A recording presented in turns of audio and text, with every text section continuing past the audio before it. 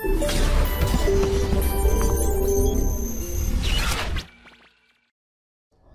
बच्चों अब अगला टॉपिक शुरू करते हैं और अगला टॉपिक का नाम है एंगुलर मोमेंटम या कोणीय संवेग।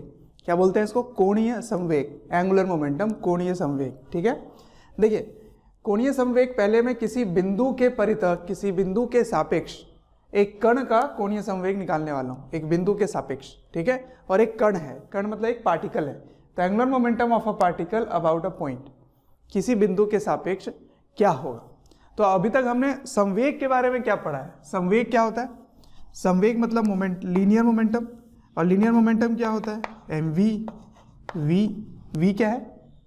वी वेग है ना। वो ये भी एक वेक्टर क्वांटिटी है, यानी कि सदिश राशि है, ये भी एक सदिश राशि है। ठीक है, अब सुनिए ध्यान से।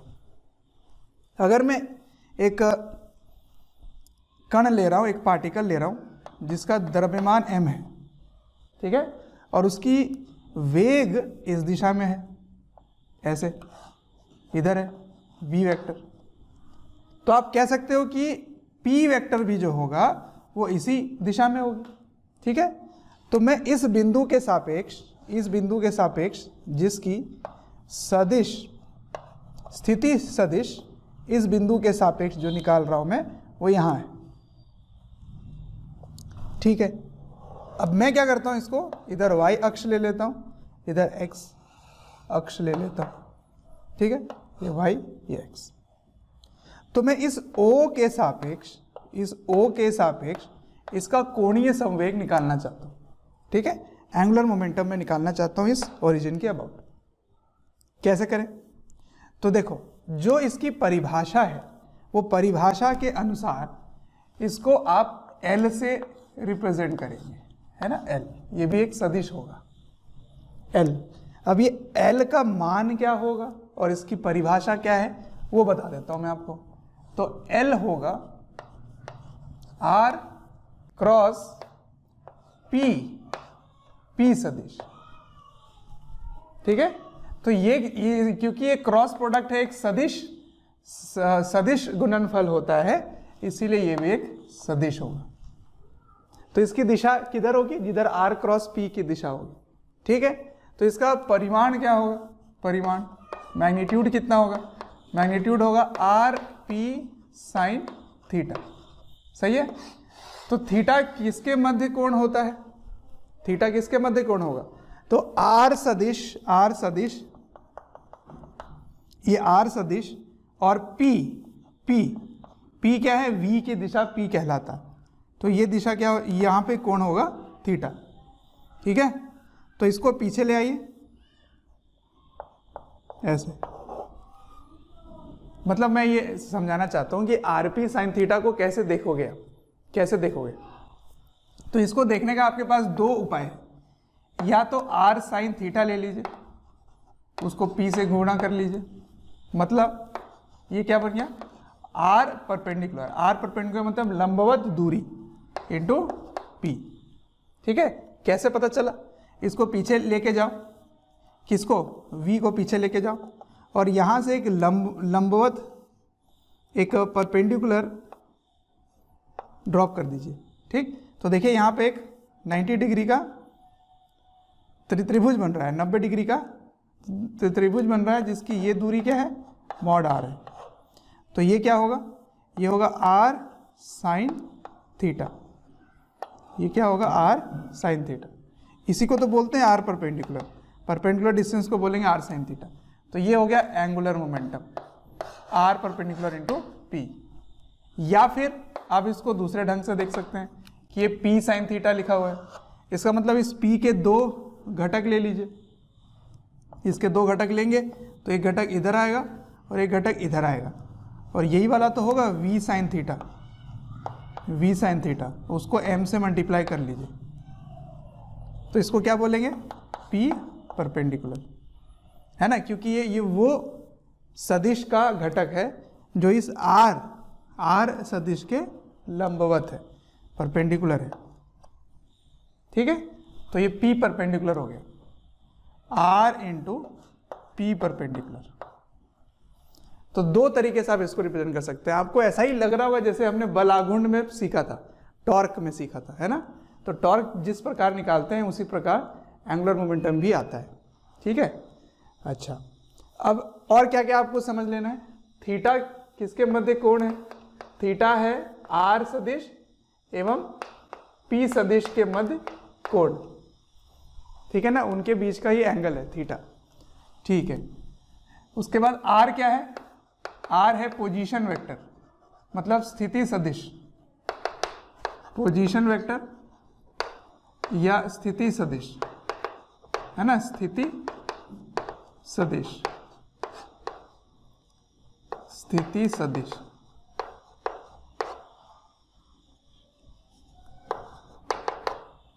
तो स्थिति सदिश किसका है? स्थिति सदिश जिसके सापेक्ष आपको निकालना है। क्या लिखा हुआ है? एक बिंदु, बिंदु है ना, तो जिस पॉइंट के अबाउट आपको निकालना है उसकी ये पोजीशन वेक्टर होगी, ठीक है, ये इसकी पोजीशन वेक्टर होगी। और जिसका निकालना है वो होगा P, ठीक है ना, तो ये उसके बीच की दूरी हो गई। तो आपको ये समझ में आ रहा है कि जो L है ये क्या है? ये भी एक वेक्टर क्वांटिटी है, वेक्टर क्वांटिटी। और वेक्टर क्वांटिटी कैसी वेक्टर है? तो एक्सियल वेक्टर है, एक्सियल वेक्टर क्वांटिटी।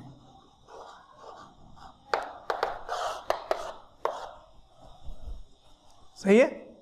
तो एक्सियल वेक्टर कैसे आपको पता चलता है? ये जो भी क्रॉस प्रोडक्ट होता है ना वो एक्सियल वेक्टर कहलाता है, मतलब अक्ष की ओर जो प्रदर्शित हो उसे एक्सियल वेक्टर बोलेंगे, एक्सिस के अलोंग जो होगी, ठीक है। जैसे बल आघूर्ण हो गया, टॉर्क हो गया, टॉर्क हो गया, एंगुलर मोमेंटम, ये सारे क्या हैं? एक्सियल वेक्टर, ठीक है। तो ये हो गई शुरुआत। अब इसको आप क्या क्या लिख सकते हैं? वेक्टर क्वांटिटी है, इसकी एसआई इकाई क्या होगी? एसआई यूनिट क्या होगी? एसआई यूनिट आप यहाँ से देखिए, ये हो गया केजी मीटर पर सेकेंड, एक और मीटर आके यहाँ पे गुणा हो गया, तो आप क्या लिखेंगे? केजी मीटर स्क्वायर पर सेकेंड, ये इसकी एसआई इकाई हो गई। इसकी विमाएँ क्या लिखेंगे आप? विमाएँ यानी कि डायमेंशन, डायमेंशन क्या होगा? डायमेंशन होगा इसका होता है ML/T-1, एक L इसमें आ गया, तो क्या लिखोगे? ML² T-1, ठीक है। तो ऐसे इस चीज को हल करेंगे। अच्छा, तो कुछ क्वेश्चन ले लेते हैं ताकि इसको हम लोग अप्लाई करने सीख सकें, ओके। तो आइए पहला सवाल की तरफ बढ़ते हैं। सवाल क्या है कि एक कण है, एक पार्टिकल है जिसका द्रव्यमान m है, ठीक है, और वह स्थित है 0, b पर, चलिए ऐसे मान लें, ठीक है। एवं उसकी जो वेग है वह है v कैप, ठीक, नियत वेग से ये चल रहा है। तो आपको बताना है एंगुलर मोमेंटम अबाउट O, यानी कि ओरिजिन, मूल बिंदु के सापेक्ष इसकी स्थिति सदिश क्या हो, कोणीय संवेग क्या हो, एंगुलर मोमेंटम बताना है, ठीक है। तो आइए इसको हल करते हैं। सबसे पहले क्या करें, इसको इसके चित्र को बना लेते हैं। ये अक्ष हो गया x एक्सिस, ये हो गया y एक्सिस। कहाँ है वो? 0, b पर, तो यहाँ पर है 0, b पर। एवं वो किधर जा रहा है? वो जा रहा है इस दिशा में, ऐसे ऐसे जा रहा है। तो मान लीजिए किसी भी t टाइम पे आपको किसी भी एट टाइम t बताना है, ठीक है, किसी भी t समय पे आपको ज्ञात करना है। तो मान लीजिए t समय पे वह कण यहाँ पर है और इसका वेग इधर है v, ठीक है। तो अगर आपको इस मूल बिंदु, इस ओरिजिन के सापेक्ष इसकी कोणीय संवेग ज्ञात करनी है, तो आप क्या करोगे? एक स्थिति सदिश बनाओगे ऐसे r, फिर इसके बीच कोण को आप ढूंढेंगे, है ना, इस थीटा को आप ढूंढेंगे, और ये v है तो ये mv हो जाएगा, ये m है, ये v है, mv हो जाएगा, सही है। तो आप क्या लिखेंगे इसको? आप लिखेंगे mv यानी कि p हो गया r साइन थीटा, यही लिखेंगे ना। अब आप देखो जैसे जैसे ये आगे बढ़ेगा, जैसे जैसे ये आगे बढ़ेगा वैसे वैसे इसकी जो r की वैल्यू है, r का जो मान है ये बढ़ता जाएगा, तो फिर तो ये कांस्टेंट रहेगा नहीं। बट ऐसा नहीं है, इसको थीटा का वैल्यू भी जब आप देखेंगे ना तो थीटा का मान भी यहाँ पे बदलता जाएगा। ये देखिए अब थीटा का मान बदल गया, ये v है, ये r है, इसके बीच का थीटा भी बदल गया, अब कम होने लग गया थीटा। तो r बढ़ रहा है लेकिन थीटा कम हो रहा है, तो थीटा कम हो रहा है तो साइन थीटा कम होगा, r बढ़ेगा और थीटा कम होगा। तो लेकिन इसकी जो प्रोडक्ट है, मतलब दोनों को जब आप गुना करेंगे वो पूरे टाइम नियत रहेगा, और वो कितना रहेगा वो बताता हूँ मैं आपको। तो इस प्रकार आप अगर हल करेंगे तो बहुत मिस्टेक होगी, मतलब मिस्टेक नहीं, थोड़ा डिफिकल्ट पड़ जाएगा। तो मैंने आपको जो मेथड 2 बताया था, क्या करना होता है, या तो r परपेंडिकुलर इंटू mv कर दीजिए या p परपेंडिकुलर इंटू r कर दीजिए। यहाँ क्या करना आसान लग रहा है आपको, r परपेंडिकुलर करना आसान लग रहा है।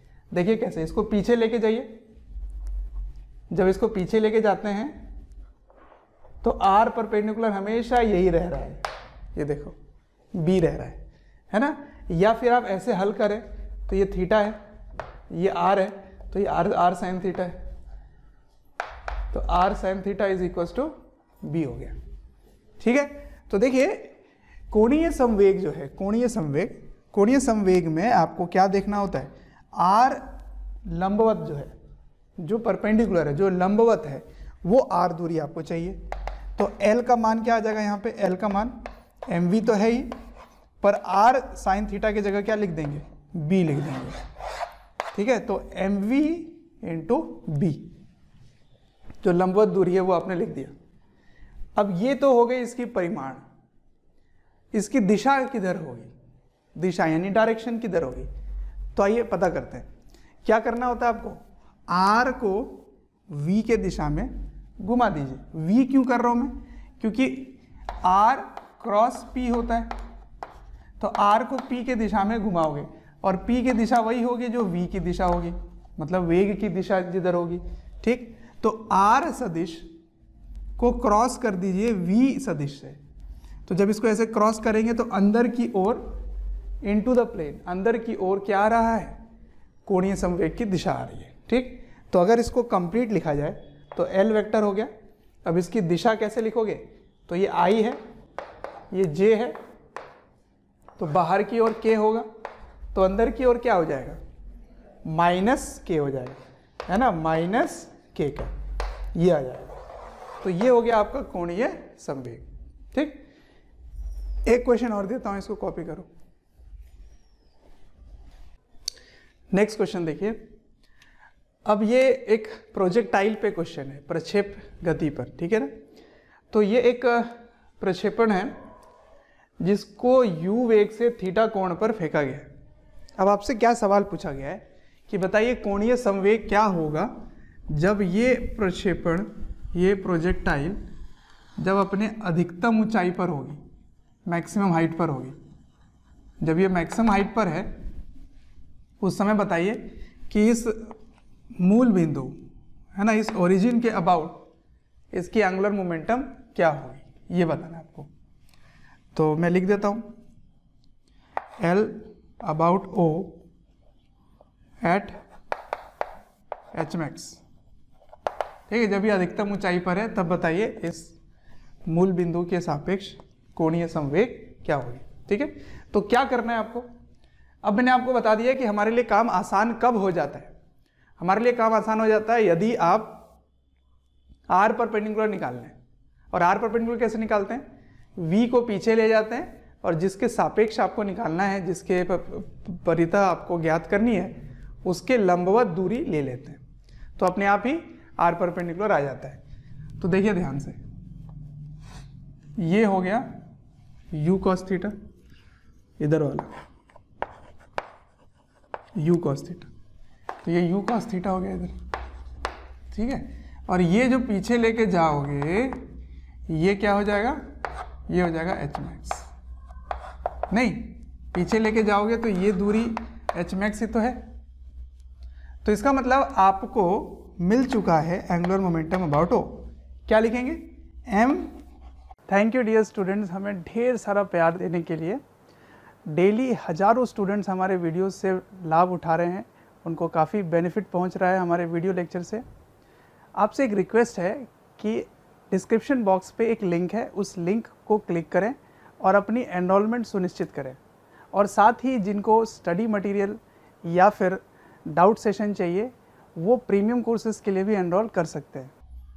v के जगह लिख दोगे u cos theta into R perpendicular. R perpendicular का मान क्या है? H max. और एच मैक्स की वैल्यू क्या है? U square sine square theta by 2g। ठीक है, बस इसको आप सॉल्व कर लीजिए, आंसर आ जाएगा m u cube sine cos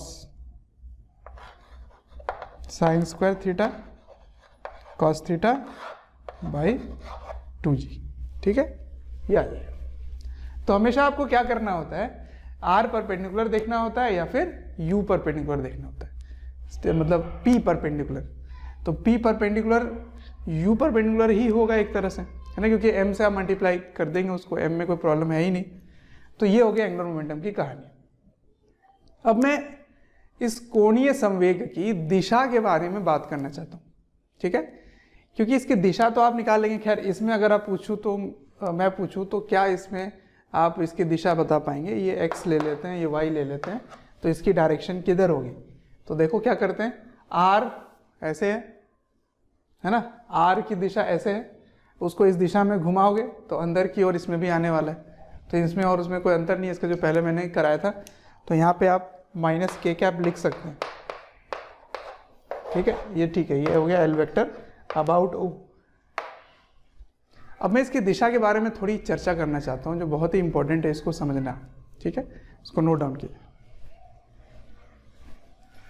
तो आइए कोणीय संवेग की दिशा के बारे में थोड़ी चर्चा करते हैं। तो डायरेक्शन ऑफ एंगुलर मोमेंटम देखते हैं। देखिए, अभी तक हमने लीनियर मोमेंटम के बारे में क्या सीखा है, रेखीय संवेग के बारे में, दिशा के बारे में ये सीखा है कि जिस दिशा में वेग होगी, जैसे p जो होता है वो होता है mv, तो जिस दिशा में वेग होगी उसी दिशा में p होगा, ये हमने सीखा है। तो p जो होता है वो समांतर होता है, पैरेलल होता है v के। तो जिस दिशा में v होगी उसी दिशा में p भी होगी। ठीक है, लेकिन एंगुलर मोमेंटम के बारे में हमेशा आप नहीं कह सकते, बट क्या L पैरेलल टू ओमेगा होगा? Question mark. ये हमेशा सही हो ये नहीं बोल सकते, पर ये हमेशा सही है। ठीक है ना, हमेशा सत्य है, लेकिन ये हमेशा सत्य नहीं होगा। यही चीज आपको समझना है यहाँ पे। देखिए कैसे, मान लीजिए एक कण है ऐसे, m द्रव्यमान का एक कण है जो v वेलोसिटी से इस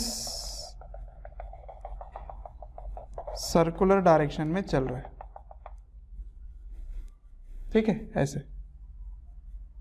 तो इधर किसी भी समय में इसकी वेग की दिशा किधर होगी? अंदर की ओर होगी। तो अगर आप दो बिंदु लें, ठीक है, एक बिंदु यहां ले लेते हैं केंद्र पर, केंद्र को लिख देता हूं मैं C, और एक कोई भी इधर या इधर ले लेता हूं, एक जो इस केंद्र से बाहर है, P ले लेते हैं, P बिंदु। तो मैं सबसे पहले P के सापेक्ष L की दिशा ज्ञात करना चाहता हूं, है ना। तो एंगुलर मोमेंटम का डायरेक्शन इस P पॉइंट के अबाउट क्या होगा? इस P पॉइंट के अबाउट एंगुलर मोमेंटम आपको पता करना है।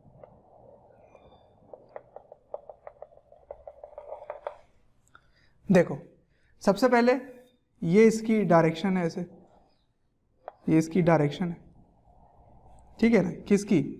वेलोसिटी की। तो समझना कि लीनियर मोमेंटम की डायरेक्शन की किधर होगी?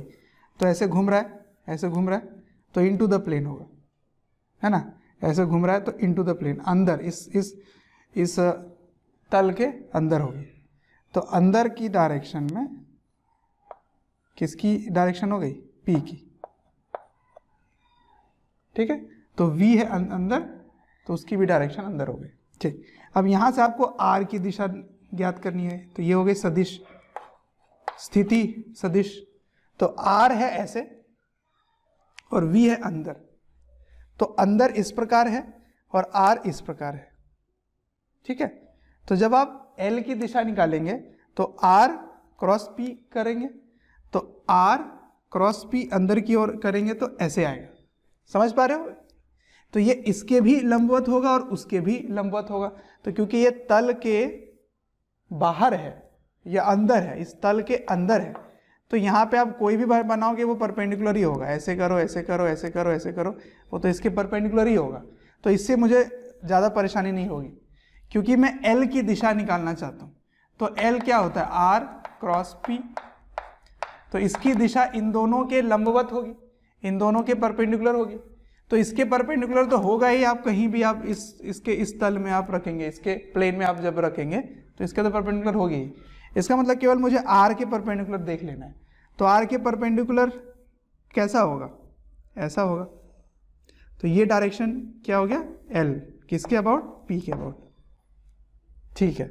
लेकिन अगर इसी पॉइंट का आप अगर C के अबाउट ज्ञात करते, तो देखो ये आपकी क्या हो गई, ये हो गया आपकी R वेक्टर, ठीक है ना, C का, और ये P का R वेक्टर है, ये P का R वेक्टर है। अब देखिए ये ऐसे जा रहा है ना, ये ऐसे जा रहा है और ये ऐसे है, ऐसे। तो जब आप R को P के दिशा में कर्ल करेंगे, ऐसे R को P के दिशा में कर्ल करेंगे, तो परपेंडिकुलर ऐसे होगा, सही है। तो इस प्रकार परपेंडिकुलर होगा, तो इसके भी परपेंडिकुलर और इसके भी परपेंडिकुलर कैसा आएगा, ऐसा आएगा, है ना। तो ये हो गया L अबाउट C, ये हो गया L अबाउट P। तो क्या ये दोनों सेम है, नहीं, कि किसके लिए निकाले आप, सेम पॉइंट के लिए, सेम कण का आप निकाल रहे हो, इसी कण का आप निकाल रहे हो। लेकिन इस कण का एंगुलर मोमेंटम यहाँ पे कुछ और आ रहा है, यहाँ पे कुछ और आ रहा है, ठीक है।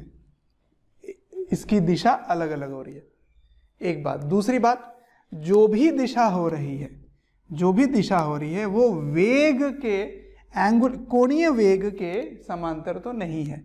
तो ये इसका कोणीय वेग था, ये इसकी एंगुलर वेलोसिटी इस प्रकार थी, ठीक। तो देखिए इसके पैरेलल अगर आप ऐसे घुमाएं तो इस दिशा में ओमेगा की डायरेक्शन है, तो केवल LC इसके पैरेलल है, लेकिन LP नहीं है।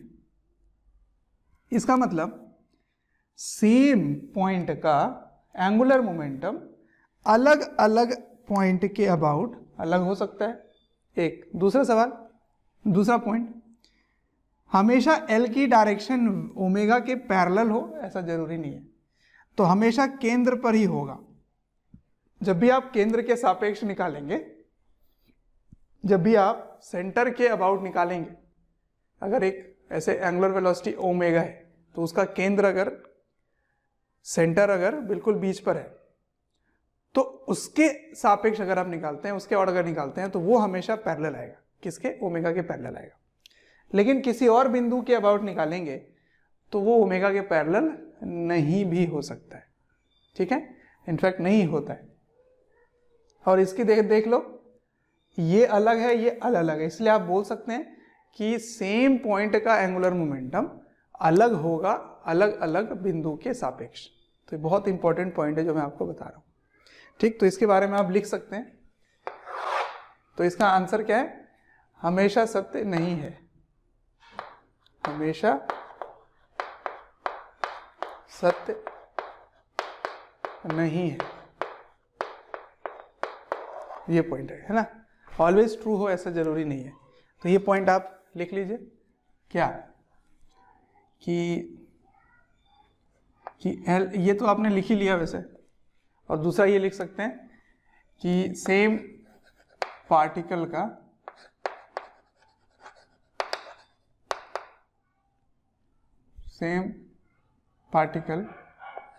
may have different angular momentum about different axes।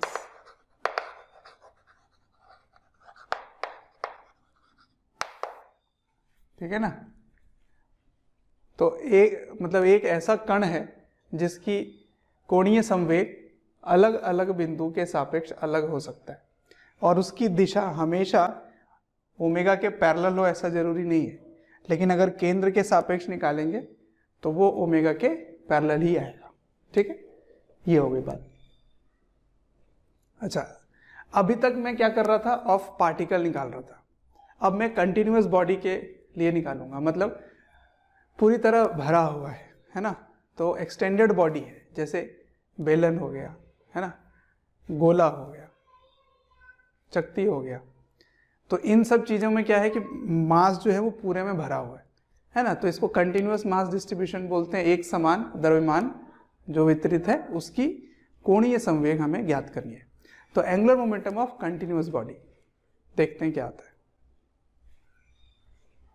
आइए अब मैं कराता हूं आपको स्थिर अक्ष के परितः घूर्णन करते हुए दृढ़ वस्तु का कोणीय संवेग।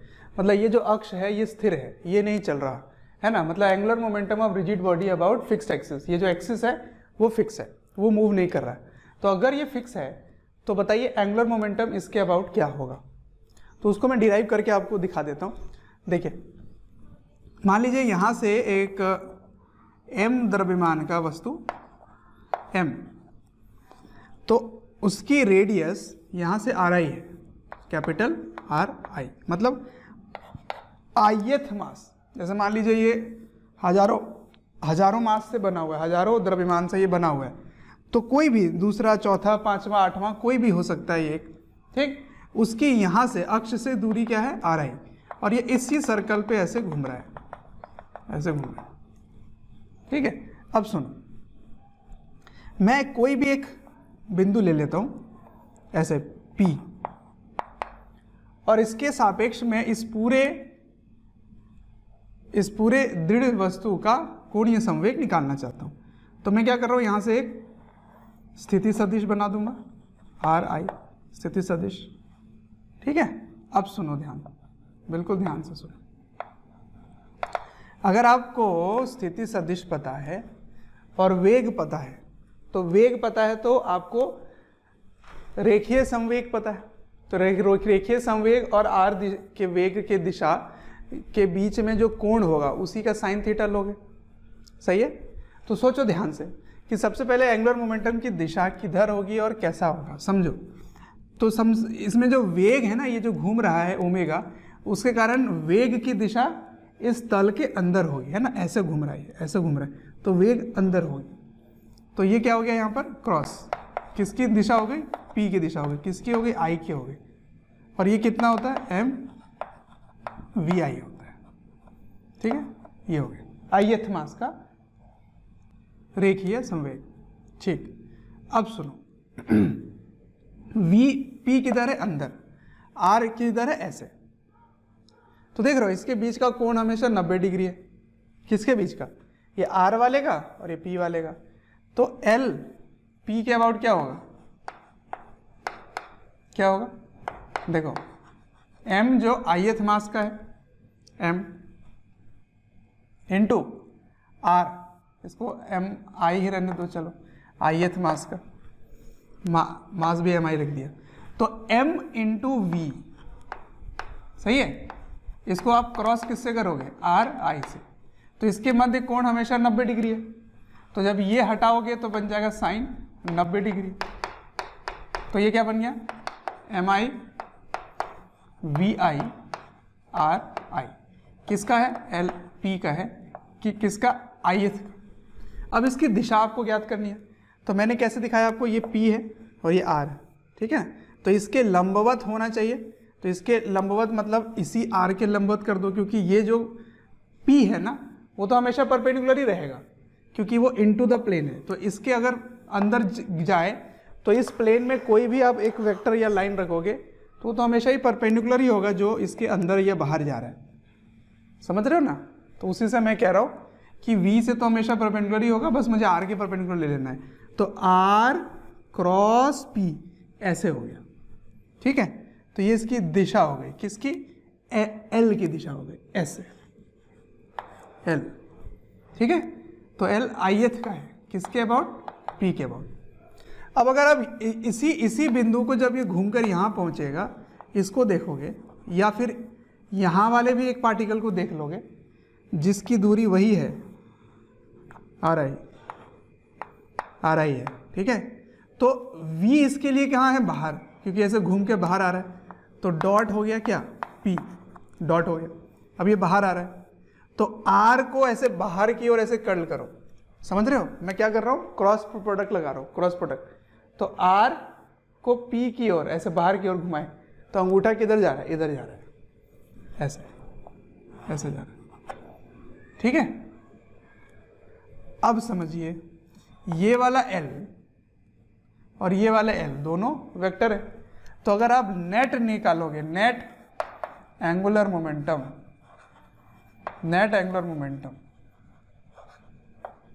अबाउट, प्यारे बच्चों, जब मैं कमेंट सेक्शन में जाता हूँ तो कुछ ऐसे लाइन हैं, कुछ ऐसे कमेंट्स हैं जो काफ़ी कॉमन है, और वो ये हैं कि सर एक इस चैप्टर का इस टॉपिक के बारे में वीडियो बना दें, या इस टॉपिक को थोड़ा सा इलेबोरेट करके समझा दें।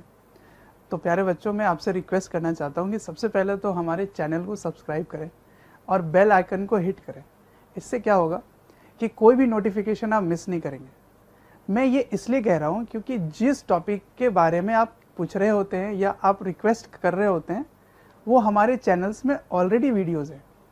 आप अगर चैनल विजिट करेंगे तो प्लेलिस्ट भी बने हुए हैं, और प्लेलिस्ट से आप अपने जो डिमांड है, जो आपके पर्टिकुलर टॉपिक्स है, उनको आप विजिट करके पढ़ सकते हैं। अबाउट P, ये P क्या है, इस एक्सिस में कोई भी एक बिंदु है वो P है, समझ रहे हो। एक्सिस में कोई भी पॉइंट के अबाउट लेना चाहते हो तो अबाउट P क्या हो जाएगा, L नेट। इसको आपको वेक्टर तरीके से जोड़ना पड़ेगा, वेक्टर तरीके से।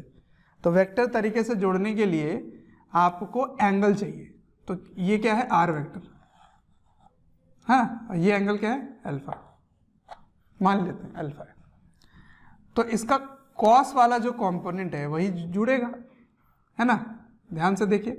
तो इसका कॉस वाला कंपोनेंट क्या आएगा,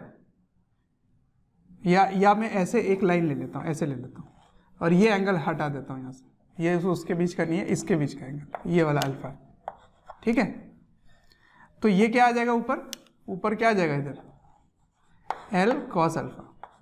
और सेम इसी को पैरेलल लाइन यहाँ भी बना दो ऐसे, तो ये एंगल अल्फा है, तो ऊपर क्या आ जाएगा, इधर एल कॉस अल्फा। साइन वाला जो टर्म है वो इससे पास हो रहा है, ठीक। तो साइन का भी टर्म है यहाँ पे, समझ लो ध्यान से। तो साइन वाले तभी कैंसिल होंगे, एल साइन अल्फा और एल साइन अल्फा तभी कैंसिल होंगे जब ये और ये दोनों बराबर हो, ये वाला और ये वाला P दोनों बराबर हो, या फिर L, ये वाला L और ये वाला L दोनों सेम हो, तभी वो कैंसिल होंगे, अदरवाइज कैंसिल नहीं होंगे। तो हमें क्या समझ में आया, नेट जो है वो समेशन कर रहे हैं, हम लोग जोड़ रहे हैं, किसको जोड़ रहे हैं, L कॉस अल्फा को जोड़ रहे हैं। तो summation of L cos alpha. अब देखिए ध्यान से, ith का, तो ith का क्या है, P के अबाउट, ith का क्या है, mi vi ri cos alpha. अब ये वाला टर्म मेरे लिए थोड़ा सा मुश्किल वाला टर्म है, तो ध्यान से देखो, यहाँ अल्फा है तो ये 90 माइनस अल्फा होगा, मतलब ये वाला जो त्रिभुज दिख रहा है आपको, ये देखिए, ये जो त्रिभुज है उसमें ये भी अल्फा होगा। तो मैं यहाँ बना देता हूँ, ध्यान से देखो, ऐसे, ये हो गया अल्फा, ये हो गया आर आई।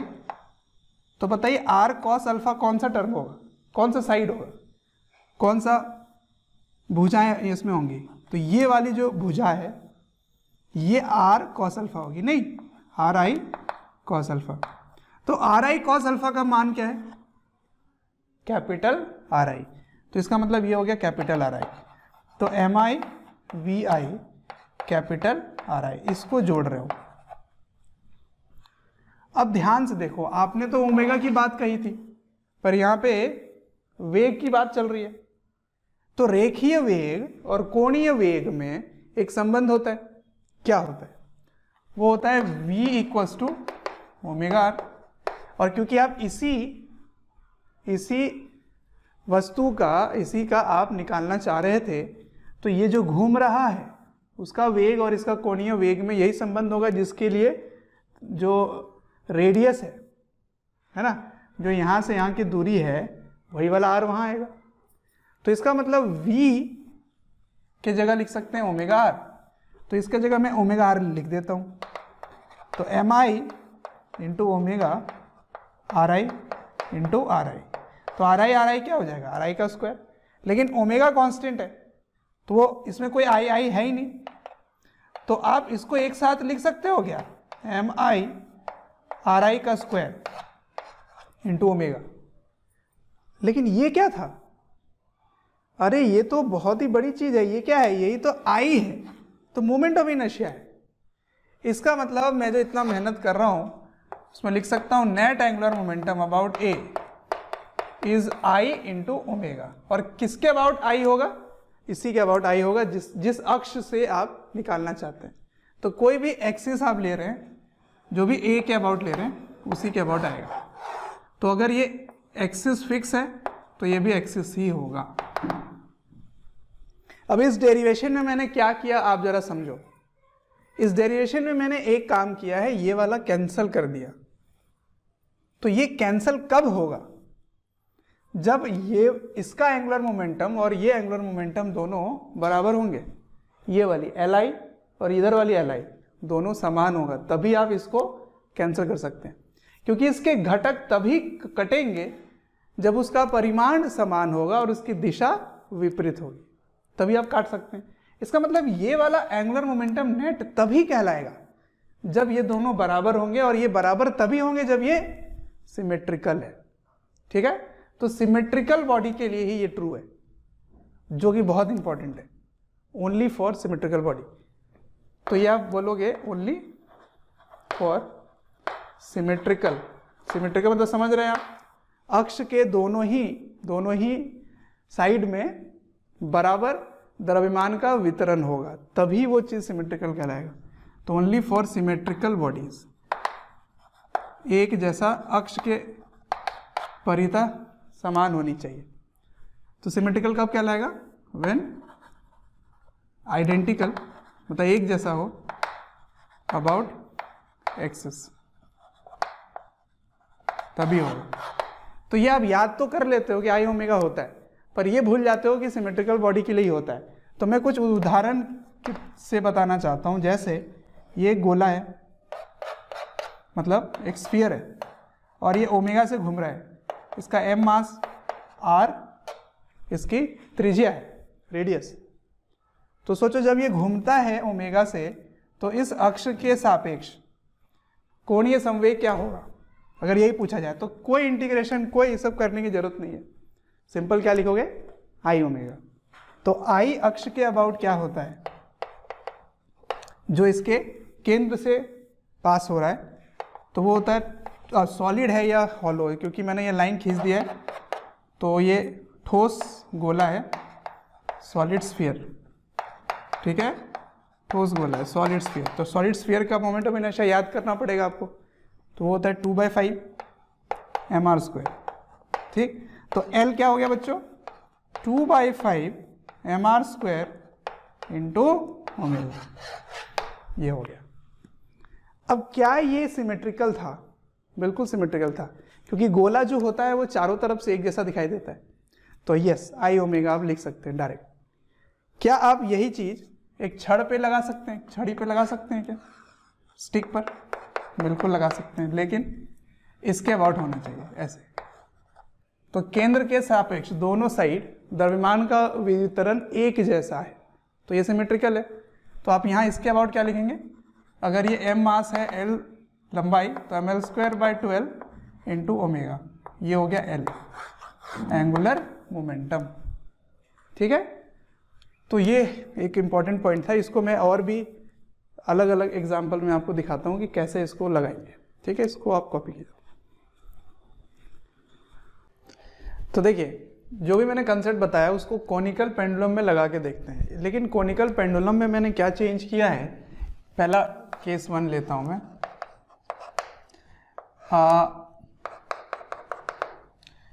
ये जो पेंडुलम है, इस पेंडुलम का 2 पार्ट मैंने ले लिया है ना, दो मास का मैंने पेंडुलम बनाया है, एक नहीं है, 2 पेंडुलम है। और वो इसके ऐसे थीटा एंगल पर ऐसे थीटा एंगल पर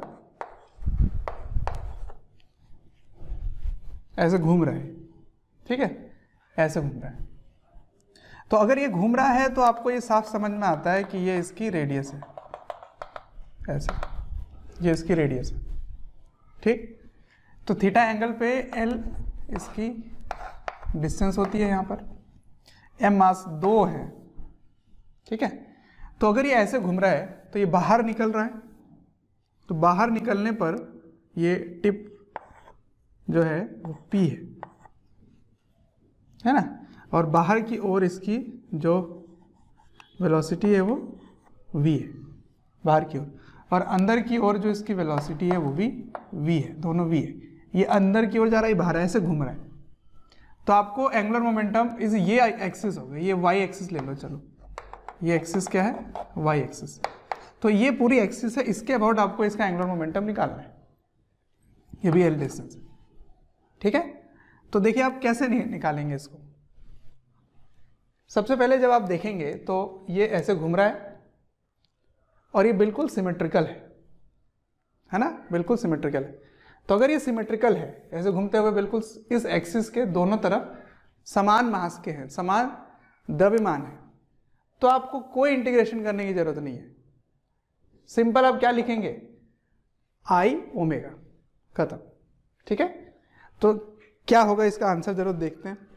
इसके अबाउट एंगुलर मोमेंटम, ठीक है, L about y axis is I about y into omega.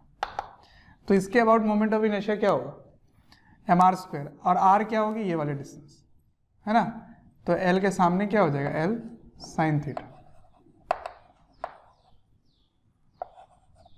ये हो गया, ठीक है। तो ये लिखेंगे mr², इसका और इसका क्या हो जाएगा, एक और mr², तो 2mr², ठीक है, इंटू ओमेगा। ओमेगा क्या होगा, v के टर्म्स में लिखोगे, तो omega equals to v by R, सही है, omega equals to v by R. अब सुनो, v बाई आर लिखोगे तो r और r ये कैंसिल हो गए, तो क्या आ गया आंसर, 2mv_r। r की वैल्यू क्या होगी, l साइन थीटा, तो इसको रख दो, तो क्या आ जाएगा 2mv_l साइन थीटा। ये हो गया l अबाउट y एक्सिस, इसके लिए डायरेक्ट। लेकिन अगर केस 2 लें, केस 2 में बता रहा हूं आपको, केस 2 में मैं क्या कर रहा हूं, एसिमेट्रिकल बना देता हूं इसको। कैसे, देखिए ध्यान से, इस डायरेक्शन में थोड़ा और नीचे ले लेते हैं इसको, है ना। यहां पे एक m मास है, लेकिन यहां पर एक 2m मास है, ये l है, ये भी l है, ये थीटा है और ये भी थीटा है, ठीक है। अब सुनो ध्यान से, ये भी घूम रहा है इस प्रकार, जिस प्रकार ये घूम रहा था, लेकिन यहां पे 2m है, यहां पे m है। तो देखो ये ऐसे घूम रहा है, इधर बाहर की ओर आ रहा है डॉट v, अंदर की ओर जा रहा है क्रॉस v, ठीक है। अब समझो इस बात को, क्या समझना है कि क्या ये सिमेट्रिकल है, नहीं है। तो अगर ये सिमेट्रिकल नहीं है, तो अगर ये मैंने y एक्सिस इधर ले रखा है y, तो अब आप नहीं बोल सकते हो कि net angular momentum i about o into omega, नहीं, ये गलत हो जाएगा। बच्चों, अगर हमारे वीडियोस आपको पसंद आते हैं, आपको हमारी जो मेहनत है वो आपको अच्छी लगती है, तो आप हमारे वीडियोस को ज़रूर लाइक करें और शेयर करें। शेयर इसलिए मैं करने बोल रहा हूँ क्योंकि आपके शेयर करने से ज़रूरतमंद बच्चों तक ये वीडियोस पहुँच सकता है, जिनको एक पर्टिकुलर टॉपिक काफ़ी वीक लग रहा है या एक ऐसा चैप्टर है जिसके बारे में एक पर्टिकुलर टॉपिक उनको अच्छे से पढ़ना है, तो उन तक पहुँच सकता है ये। अंत में मैं आपसे यही कहना चाहूँगा कि आपके स्नेह, अफेक्शन, प्यार देखकर हमारी पूरी मोशन की टीम काफ़ी मोटिवेटेड है आपको क्वालिटी कंटेंट देने के लिए।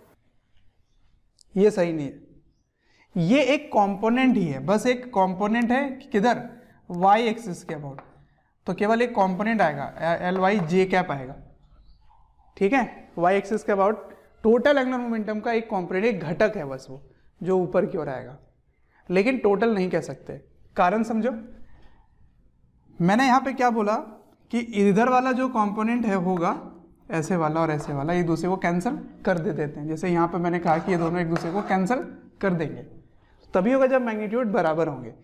तो आपको फिर एक एक चीज़ वही करना होगा जो मैंने डिराइव किया, डिराइव करके करना पड़ेगा। तो आइए डिराइव करते हैं। तो इसके अबाउट निकाल रहा हूँ मैं, तो ये हो गया इसकी आर वेक्टर ऐसे, है ना, और ये पी बाहर है, तो ये ऐसे बाहर है और ये ऐसे इस तरह से है, ठीक है। तो आर वेक्टर बाहर और वी ऐसे, तो आर और वी के बीच का एंगल 90 डिग्री है, या आर और पी के बीच का एंगल 90 डिग्री है, क्योंकि ये प्लेन के बाहर है और ये इस प्लेन में, तो 90 डिग्री होगा हमेशा। तो M V R sine theta जो आप करोगे वो 90 बन जाएगा। तो अब डायरेक्शन देख लेते हैं बस, डायरेक्शन। तो डायरेक्शन क्या है, आर वेक्टर ऐसे है, ये बाहर है, इसका मतलब इस तरह से आएगा, तो इस तरह से ले लो ऐसे, तो ये हो गया L1। अच्छा ठीक है, अब सुनो ध्यान से, इसके कारण अगर लोगे, अच्छा L1 की मैग्नीट्यूड क्या होगी, L1 की मैग्नीट्यूड यहाँ लिख दे दो, L1 is equal to M V L, ठीक। अब L2 लेते हैं इसके अबाउट, समझना, फिर से ये वेक्टर R है इधर और क्रॉस है अंदर, तो ये अंदर की ओर है और ये ऐसे R वेक्टर है, ठीक है। तो R और P के बीच में तो एंगल 90 डिग्री है, इसका मतलब एम वी एल होगा मैग्नीट्यूड, लेकिन m के जगह 2m आएगा। अब इसकी डायरेक्शन देखो, R क्रॉस P ऐसे आ गया, तो इसके परपेंडिकुलर मुझे लेना पड़ेगा, ये लाइन के परपेंडिकुलर ऐसे L2। अब L2 क्या लिखोगे, 2mvl, ठीक है। लेकिन ये एंगल अगर थीटा है, ये 90 है, कंप्लीट 90 है, तो ये 90 माइनस थीटा हो गया, तो ये थीटा हो गया। उसी तरह से ये भी थीटा हो जाएगा, तो इसका एक कॉम्पोनेंट इधर क्या आएगा बच्चों, L2 cos थीटा, और इधर क्या आएगा L1 cos थीटा। अच्छा, ऊपर की ओर क्या आएगा, दोनों के दोनों साइन थीटा वाले आ जाएंगे, ठीक है। तो नेट एंगुलर मोमेंटम क्या आएगा, नेट एंगुलर मोमेंटम पूरे वेक्टर, इधर L2 cos थीटा, इधर L1 cos थीटा, तो L2 minus L1 cos theta आई क्या, प्लस दोनों ऊपर की ओर है, तो जोड़ सकते हो आप। कौन वाला कंपोनेंट है, तो ये साइन वाला कंपोनेंट है, साइन थीटा वाला, समझ में आया। तो क्या लिखोगे, दोनों एक ही डायरेक्शन में है, तो L1 plus L2 sine theta into J cap. तो देखो इनको माइनस करोगे तो, अच्छा यहाँ L होगा, L लिखने भूल गया मैं, 2mvl, तो L2 माइनस L1 करोगे तो 2 माइनस 1 1 हो गया, तो ये आ गया mvl cos थीटा आई कैप, प्लस दोनों जुड़ जाएंगे तो क्या आ जाएगा 3 mvl साइन थीटा जे कैप। तो मैंने कहा था कि ये बस एक कंपोनेंट आएगा, अगर आप आई ओमेगा लिखते तो आई ओमेगा में अब 3mr स्क्वायर हो जाता है ना, क्योंकि 2mr square 1mr square 3mr square into omega. तो यही काम अगर करोगे, ओमेगा को v बाई आर लिखोगे तो ये mvr आ जाएगा, r के जगह l साइन थीटा आ जाएगा, तो 3mvl साइन थीटा आएगा, लेकिन वो कंप्लीट नहीं होगा, वो एक कंपोनेंट होगा जो केवल y डायरेक्शन में है, तो वो क्या आ जाता है 2mvl साइन थीटा आ तो रहा है, पर वो पूरा नहीं है। क्यों, क्योंकि ये एसिमेट्रिकल है, क्योंकि सिमेट्रिकल नहीं है, एक्सिस के दोनों साइड बराबर बराबर एक जैसे नहीं है, इसीलिए। तो वही मैं आपको समझा रहा था कि आई ओमेगा आप तभी लगा सकते हैं जब बॉडी सिमेट्रिकल है, वैसे लगा तो आप एसिमेट्रिकल में भी सकते हैं, लेकिन फिर आपको ये याद रखना पड़ेगा कि वो टोटल एंगुलर मोमेंटम फिर नहीं होगी, वो एक कंपोनेंट होगी, ठीक है। चलिए कॉपी। अब अगला डिस्कशन जो है वो है जैसे लीनियर और एंगुलर का थोड़ा रिलेशन चल रहा है अपना, है ना। मैंने क्या कहा था आपको कि जिस तरह मास ट्रांसलेशन में था उसी तरह मोमेंट ऑफ इनर्शिया रोटेशन में है, मतलब जो m है वो यहाँ पे I का काम करता है। जिस तरह फोर्स ट्रांसलेशन में था उसी तरह टॉर्क रोटेशन में काम करता है। जिस तरह बल उसी तरह बल आघूर्ण घूर्णन गति में काम करता है ना। उसी तरह से हाँ, जैसे लीनियर मोमेंटम है तो एंगुलर मोमेंटम भी है। हाँ, तो एक चीज अब हम जानते थे कि न्यूटन के सेकेंड लॉ से कि फोर्स क्या होता है, dp by dt, dp by dt। तो आप टॉर्क भी बोल सकते हैं कि टॉर्क क्या होगा, देखो F के जगह टॉर्क आ गया तो P के जगह क्या आ जाएगा, L, dl बाई dt। ठीक है, ऐसे। तो ये मैंने ऐसे ही रिलेशन से दिखा दिया, लेकिन इसको मैं प्रूव करके भी दिखाता हूं कि यही आता है। तो इसका प्रूफ देखिए, इसका प्रूफ क्या है। जैसे ट्रांसलेशनल और रोटेशन में एल को क्या लिख सकते हैं, R क्रॉस P। ठीक है, अब इसको डिफ्रेंशिएट कर दीजिए dl बाई dt, तो इन दोनों का डिफ्रेंशिएशन होगा। तो क्या आ जाएगा इसमें, सबसे पहले R को कांस्टेंट मानकर P का डिफ्रेंशिएशन कर दो। ठीक है, प्लस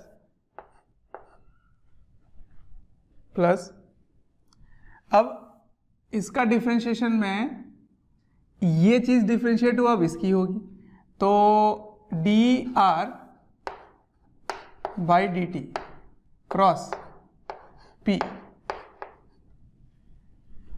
ठीक है, तो इसके जगह क्या लिख सकता हूं, dp बाई dt के जगह F, तो R क्रॉस F। ठीक है, प्लस अब dr बाई dt को क्या लिखेंगे, वेलोसिटी v लिखेंगे, और P और V दोनों पैरेलल होंगे, P और V जो दोनों है वो पैरेलल होंगे। तो V और P जब पैरेलल होगा तो इसका क्रॉस प्रोडक्ट में थीटा कितनी हो जाएगी, 0।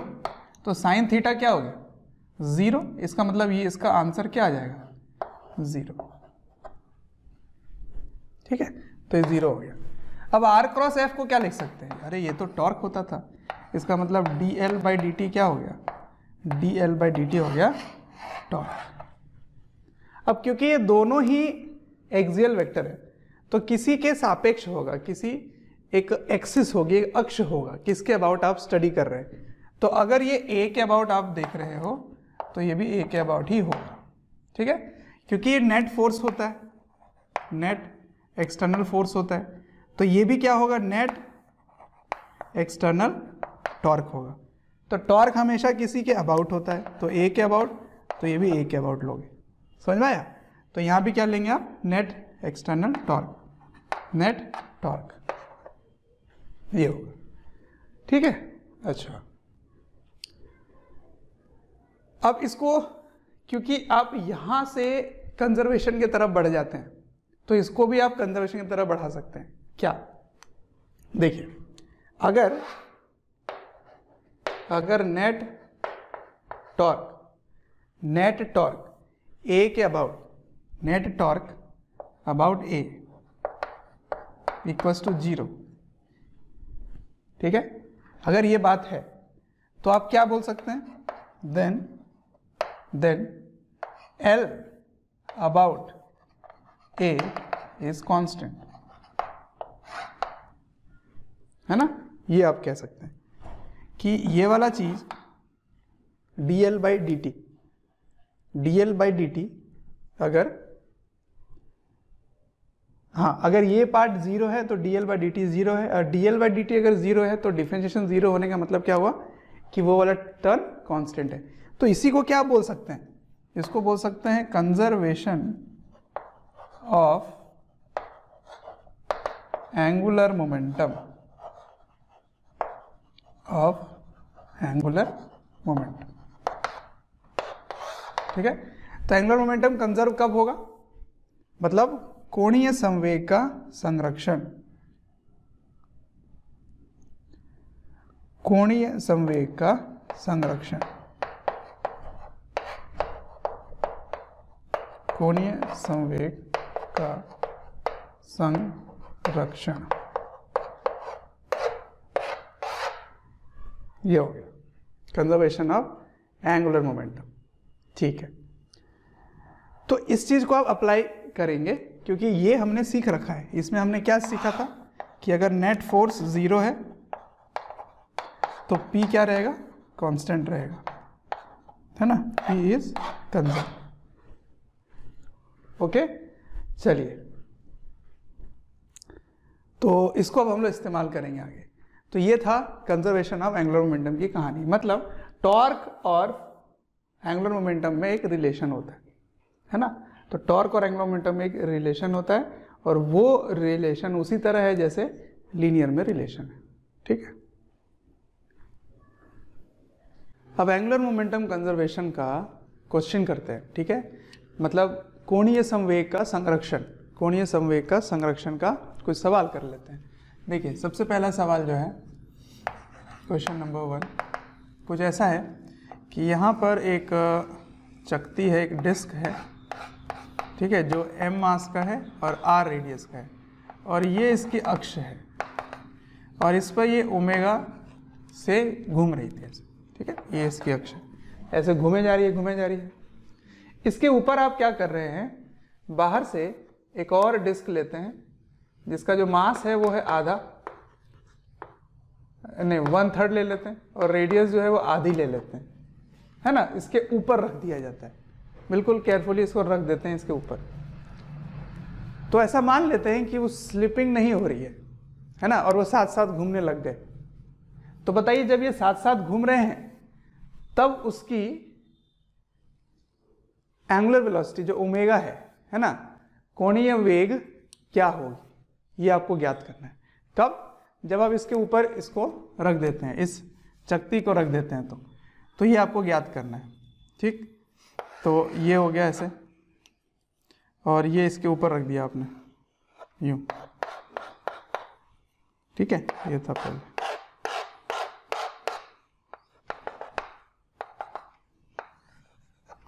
ऐसे ओमेगा फाइंड, ये आपको फाइंड करना है साथ साथ जब घूमने लग गए तो इसको कैसे करेंगे। देखिए, जब आप इसकी बात करेंगे ना, आधे वाले की बात करेंगे, तो जैसे आप इसको रखोगे वैसे ही इस पर एक फ्रिक्शन लगेगा जो इसको इस डायरेक्शन में घुमाना चाहेगा।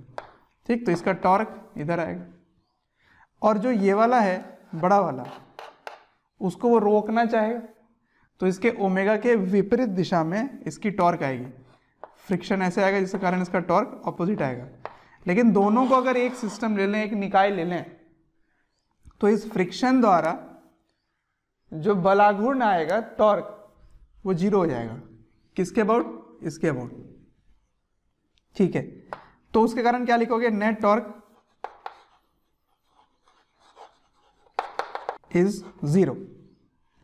किसके अबाउट, अबाउट O, इसके अबाउट।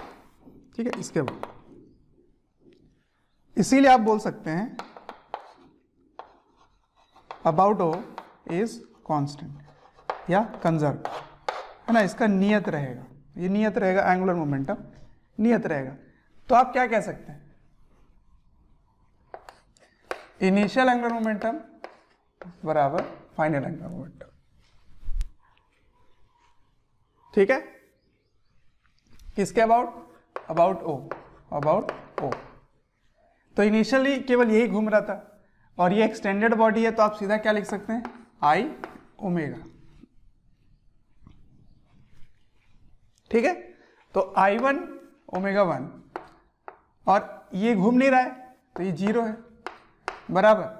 बाद में दोनों घूमने लग गए एक साथ, तो अब उसकी जो I1 है वो वही रहेगी, लेकिन दूसरे की जो I2 है, उन दोनों की एंगुलर वेलोसिटी सेम हो जाएगी। समझ में आया? पूरे सिस्टम की एंगुलर वेलोसिटी सेम रहेगी, तो इनिशियल मतलब पहले वाले की जो एंगुलर वेलोसिटी है वो भी वही रहेगी, दूसरे वाले की वही रहेगी, दोनों में कॉमन हो गया, उसको ओमेगा फाइनल बाहर ले लिया आपने। ठीक है, तो देखो पहले वाले का क्या लिखोगे, M R square by 2 into omega. अच्छा, इसमें भी ये लिखोगे एम आर स्क्वायर बाई 2, इसमें क्या लिखोगे M by 3 R by 2 square by 2 into omega final. इसको आप सॉल्व करेंगे तो ओमेगा फाइनल निकल आएगा। तो मैं क्या समझाना चाह रहा हूं आपको, सिस्टम में अगर नेट टॉर्क 0 है तो जिसके अबाउट नेट टॉर्क 0 है उसी के अबाउट एंगुलर मोमेंटम कांस्टेंट रहेगी। कांस्टेंट का मतलब क्या है, जितना पहले था सिस्टम का उतना ही बाद में रहेगा। मतलब ये बिल्कुल वैसा हो गया जैसा आपने लीनियर मोमेंटम रेखीय संवेग का जो संरक्षण पढ़ा था वैसा ही हो गया है ना, m1 u1 plus m2 u2 बराबर m1 v1 plus m2 v2, वैसा ही हो गया कुछ। ठीक है, उसी तरह यहाँ पे m के जगह i आ जाएगा, v के जगह ओमेगा आ जाएगा। ठीक है, चलिए और क्वेश्चन करते हैं, कॉपी पे। कोई भी चैप्टर या वीडियोस आपको डिटेल में ईयर लॉन्ग वाले वीडियोस चाहिए और काफ़ी डिटेल में वीडियोस आपको चाहिए तो आपको एक नंबर दे रहा हूँ, टोल फ्री नंबर है, आप इनको कॉल करें और डिटेल में आप बात कर सकते हैं और पूछ सकते हैं। नंबर है 1800-2121-799। तो नेक्स्ट क्वेश्चन देखते हैं। अब नेक्स्ट क्वेश्चन कुछ इस तरह से है कि मान लीजिए कि जो पृथ्वी है वो पृथ्वी की अगर त्रिज्या 1/n टाइम्स हो जाए, जैसे 1/3, 1/4, 1/2 कुछ भी हो जाए, 1/n टाइम्स रेडियस हो जाए, तो बताइए अब नई दिन रात का जो समय का अंतराल होगा वो कितने देर में होगा, या कि कितने देर में एक दिन कहलाने लगेगा। तो इसको इस तरह से ना बोलकर मैं बिल्कुल सिंपल बना देता हूँ कि टाइम पीरियड बताइए, टाइम पीरियड अर्थ के रोटेशन का नया टाइम पीरियड क्या होगा ये बताइए। तो अर्थ अगर रोटेट कर रही है मतलब पृथ्वी घूम रही है अपने अक्ष में, तो 24 घंटे में एक टाइम पीरियड पूरा हो जाता है। तो बताइए अगर रेडियस 1/n टाइम्स हो जाता है तो नया टाइम पीरियड क्या होगा ये बताना आपको। ठीक है, तो ये सवाल है कि अगर रेडियस जो है वो 1/nth ऑफ r हो जाए, है ना, तो बताइए t डैश कितना होगा नया टाइम पीरियड। तो फिर से वही देखोगे तो इसमें कोई बाहर से टॉर्क लग नहीं रहा है, तो अब आराम से एंगुलर मोमेंटम कंजर्व कर सकते हो। तो क्या लिखोगे I1 omega 1 equals to I2 omega 2। I1 क्या मान सकते हो, पृथ्वी को ठोस गोला मान सकते हो, सॉलिड स्फीयर, तो 2/5 mr स्क्वायर इंटू ओमेगा क्या लिखोगे 2π/24, यही होगा इसकी एंगुलर वेलोसिटी। अच्छा, अगला क्या होगा 2/5, मास में कोई चेंज नहीं आया, रेडियस हो गया है r/n टाइम्स, तो 2/5 r/n का होल स्क्वायर इंटू 2π/t, ये तो यहाँ से t निकल आएगा, है ना। तो ऐसे किया जा सकता है। ठीक है, अब नेक्स्ट देखते हैं। नेक्स्ट मैं आपको एक थ्योरी भी देना चाहता हूँ उस एग्जाम्पल के सहारे, तो इसको आप कॉपी कर लीजिए। कभी भी टाइम पीरियड ना पूछकर दिन या रात पूछ देंगे, तो 24 घंटे में पहले दिन हो जाता था, ये घंटा है आवर्स, है ना, तो ये भी घंटे में ही आंसर आएगा। किस में आएगा, ये घंटे में आएगा। ठीक है, तो पहले 24 घंटे में हो जाता था, तो अब ये नया टाइम पीरियड आएगा तो इतने समय में अब नए दिन और रात होगी। ठीक है, नेक्स्ट क्वेश्चन। चलिए अब नेक्स्ट क्वेश्चन जो है वो थ्योरी बेस्ड भी है। देखिए मैंने शुरुआत में आपको बताया था कि जो ह्यूमन बॉडी है, हमारा जो शरीर है, उसको हम लोग रिजिड बॉडी नहीं मानते, है ना, वो दृढ़ पिंड नहीं है। लेकिन मान लेते हैं कि अगर हमारा जो बॉडी है वो रिजिड बॉडी है, मान लेते हैं, तो अगला सवाल वहाँ पे मैं जो पूछने वाला हूँ उसको हम लोग रिजिड बॉडी मानकर कर रहे हैं। ये मत सोचना कि मैंने रिजिड बॉडी अभी मान लिया बाद में नहीं माना, इस सवाल बनाने के लिए उसको मान लिया गया है। ठीक है, अब सुनो सवाल क्या है इनफैक्ट कंसेप्ट ही है। कभी आप देखे होंगे कि जो बैले डांसर होते हैं या वो जो अपने टो में बहुत तेज ऐसे से घूम जाते हैं, ऐसे गोल गोल, है ना, तो वो घूमने के लिए, तेज घूमने के लिए क्या करते हैं? देखो, पहले अगर हाथ फैला हुआ है तो जितने ओमेगा से घूम रहा है, अगर हाथ को फोल्ड कर लिया जाए तो उसकी ओमेगा बढ़ जाएगी। ठीक है, ऐसा क्यों? क्योंकि जब आप हाथ फैलाते हो तो मोमेंट ऑफ इनर्शिया बढ़ जाता है। ठीक है ना, मोमेंट ऑफ इनर्शिया आई जो है वो बढ़ जाता है, तो ओमेगा कम हो जाएगा। और जब आप फोल्ड करेंगे तो आई कम होगा तो ओमेगा बढ़ जाएगा, क्योंकि आई ओमेगा को कांस्टेंट रखना है। आई ओमेगा कांस्टेंट क्यों रहेगा? क्योंकि नेट टॉर्क अगर जीरो है तो एंगुलर मोमेंटम कंजर्व्ड रहेगा, इसलिए। ठीक है, तो आइए मैं आपको बताता हूँ क्या पूछना चाह रहा हूँ। इसको क्वेश्चन आप समझ सकते हैं कुछ इस तरह से कि मान लीजिए ऐसे डांसर है या इस तरह से हाथ फैला के रखा है, ठीक है, ऐसे, तो और इसमें अपने को ऐसे घुमा रहा है ओमेगा से। तो मान लीजिए अभी इसकी I1 है, ठीक है, और ये ओमेगा है। तो मान लीजिए ऐसे करने के बाद अब जब वो फोल्ड कर लेता है, फोल्ड अपने हाथ को, ठीक है, ऐसे फोल्ड कर लिया, तो अब इसकी एंगुलर वेलोसिटी क्या होगी ये पता करनी है। अगर ये I2 था तो, ठीक है, I2 है ये, तो कैसे करेंगे?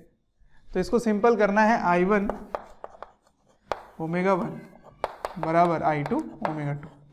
कैसे किया मैंने? देखिए यहां पर जहां वो खड़ा है ना, इसके अबाउट नेट टॉर्क जीरो है, net torque is zero about ये वाला है, अबाउट दिस, ठीक है, इसके अबाउट ए मान लीजिए, net torque about A is zero. ठीक है, तो I1 omega 1 equals to I2 omega 2 बोल सकते हो। तो इसके अबाउट जो I होगा वो I ओमेगा कांस्टेंट रहेगा, I ओमेगा इज कांस्टेंट। तो बस इसमें जो वैल्यू होगी वो पुट कर देंगे तो सॉल्व हो जाएगा। अब इसमें मैं थ्योरी क्या देना चाह रहा था? थ्योरी ये देना चाह रहा था कि अगर नेट टॉर्क जीरो है तो क्या काइनेटिक एनर्जी जीरो होगी, कांस्टेंट रहेगा? If net torque is zero about A, अगर ऐसा है तो क्या काइनेटिक एनर्जी सिस्टम का कांस्टेंट रहेगा? एंगुलर मोमेंटम तो कांस्टेंट रहेगा, ये बात सही सत्य है। ठीक है, L of system about A ये कांस्टेंट रहेगा, लेकिन क्या काइनेटिक एनर्जी ऑफ सिस्टम ये कांस्टेंट रहेगा? आंसर इज नो, नहीं, ये नॉट इक्वल होगा। ठीक है, क्यों? क्योंकि आप इसको वापस जो मैंने वहां बताया था द्रव्यमान केंद्र वाले चैप्टर में, सेंटर ऑफ मास वाले चैप्टर में, वहां मैंने आपको क्या बताया था कि अगर नेट फोर्स जीरो होता है, नेट फोर्स जीरो, इसका मतलब acceleration of centre of mass zero होता है। ठीक है, इसका मतलब velocity of centre of mass constant होता है, और काइनेटिक एनर्जी सिस्टम का half into total mass into velocity of centre of mass का स्क्वायर नहीं होता है, ये नहीं होता है, दिस इज नॉट इक्वल। ठीक है, तो ये नहीं होता है, इसीलिए आप नहीं बोल सकते कि ये कांस्टेंट है, क्योंकि ये कांस्टेंट है तो ये कांस्टेंट तब होता है जब ये इक्वल होता, इक्वल तो होता नहीं, काइनेटिक एनर्जी से ऐसे हम डिफाइन नहीं करते। तो कैसे डिफाइन करते हैं? Kinetic energy of system define करते हैं, ये गतिज ऊर्जा है, m1 v1 स्क्वायर, इंडिविजुअल सभी को जोड़ देते हो आप, m2 v2 स्क्वायर, और इस तरह से। तो अगर acceleration of centre of mass zero है, इसका ये मतलब नहीं है कि a1 जीरो है, a1 जीरो है ऐसा नहीं बोल सकते, a2 जीरो है ऐसा नहीं बोल सकते। तो हो सकता है a1 जो है वो v1 को बढ़ा दे, a2 जो है v2 को बढ़ा दे, तो फिर काइनेटिक एनर्जी ऑफ सिस्टम बढ़ भी सकता है अगर नेट फोर्स जीरो है। नेट फोर्स जीरो है, इसका मतलब ये नहीं कि काइनेटिक एनर्जी सिस्टम का कांस्टेंट रहेगा, वो बढ़ भी सकता है और घट भी सकता है। ठीक है, तो बढ़ेगा ये आप मतलब कांस्टेंट नहीं रहेगा, ये आप बोल सकते हैं सिंपल। अब सुनो, यही चीज आप यहाँ भी बोल सकते हो। यहाँ क्या है कि अगर नेट टॉर्क 0 है तो एंगुलर मोमेंटम सिस्टम का कांस्टेंट रहेगा, ठीक है ना, लेकिन काइनेटिक एनर्जी सिस्टम का कांस्टेंट नहीं रहेगा, वो बढ़ सकता है। क्यों? क्योंकि हो सकता है कि एक इंटरनल टॉर्क के कारण, ड्यू टू इंटरनल टॉर्क, आंतरिक बल के कारण जो बलाघूर्ण आएगा उसके कारण वेलोसिटी बढ़ सकती है, तो उसके कारण एंगुलर वेलोसिटी बढ़ सकती है, तो उसके कारण गतिज ऊर्जा बढ़ सकती है, ठीक है। Due to internal torque kinetic energy of system में इंक्रीज।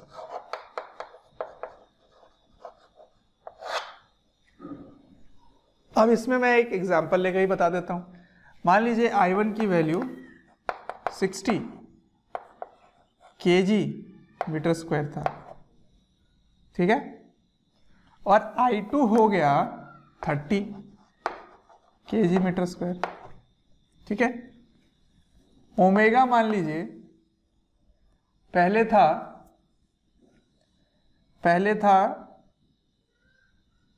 40 रेडियन पर सेकेंड, ठीक है।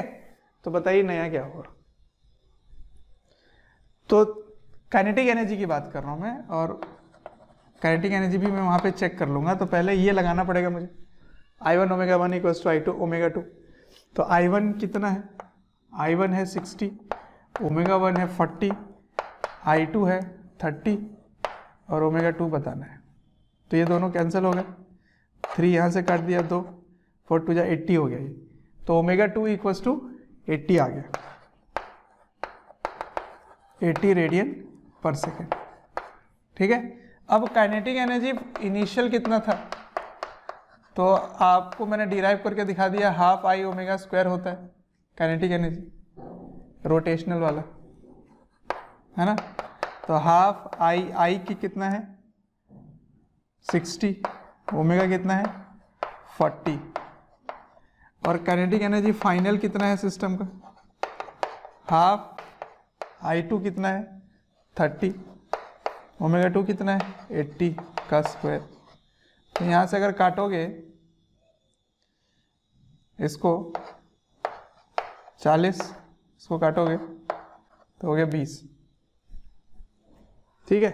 तो इसको करने पे क्या आ रहा है आंसर, 4 2 जा 8, 8 6 जा 48, 1 2 3, अच्छा 4 3 जा 12, 12 8 जा 96, 1 2 3। देखिए तो क्या हुआ, काइनेटिक एनर्जी बढ़ गया कि नहीं? काइनेटिक एनर्जी कांस्टेंट नहीं है, फाइनल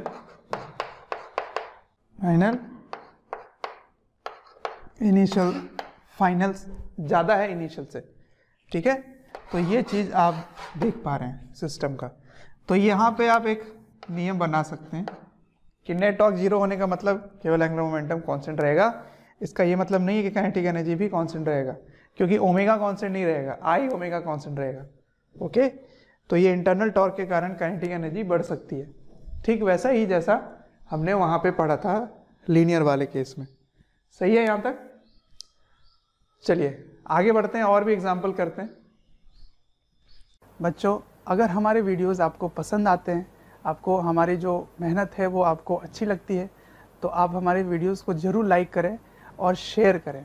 शेयर इसलिए मैं करने बोल रहा हूँ क्योंकि आपके शेयर करने से ज़रूरतमंद बच्चों तक ये वीडियोस पहुँच सकता है, जिनको एक पर्टिकुलर टॉपिक काफ़ी वीक लग रहा है, या एक ऐसा चैप्टर है जिसके बारे में एक पर्टिकुलर टॉपिक उनको अच्छे से पढ़ना है, तो उन तक पहुँच सकता है ये।